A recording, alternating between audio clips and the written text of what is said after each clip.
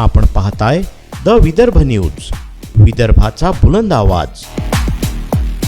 काँग्रेस आणि विरोधी पक्षांनी लोकसभेमध्ये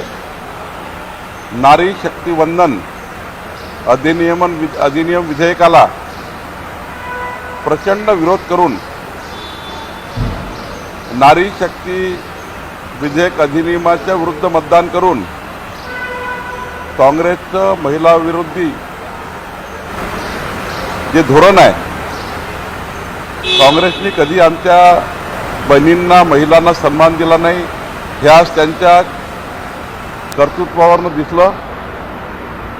ज्या 211 खासदारांनी विरोधात मतदान केलं आहे,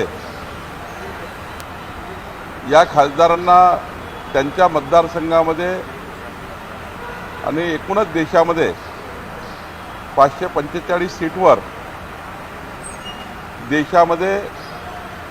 काँग्रेसला आणि विरोधी पक्षाला आता आमच्या महिला बहिणी त्यांची वाट लावतील। कारण माननीय पंतप्रधान नरेंद्र मोदीजींनी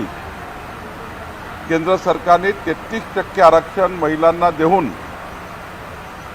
विकसित भारत 2047 करता महिलांचा मोठा वाटा घेण्याचा निर्णय मोदीजींनी घेतला आणि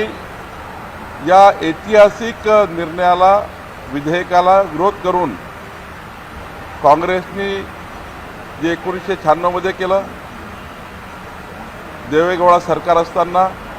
नंतरच्या काळामध्ये काँग्रेसने जे अटलजीच्या काळामध्ये विरोध केला, 4 वेळा अटलजीच्या कार्यकाळामध्ये विरोध केला आणि खऱ्या अर्थाने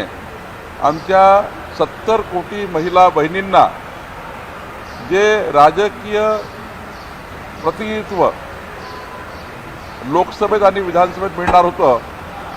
ते प्रतिनिधित्व काढून टाकण्याचं काम काँग्रेसने केलं।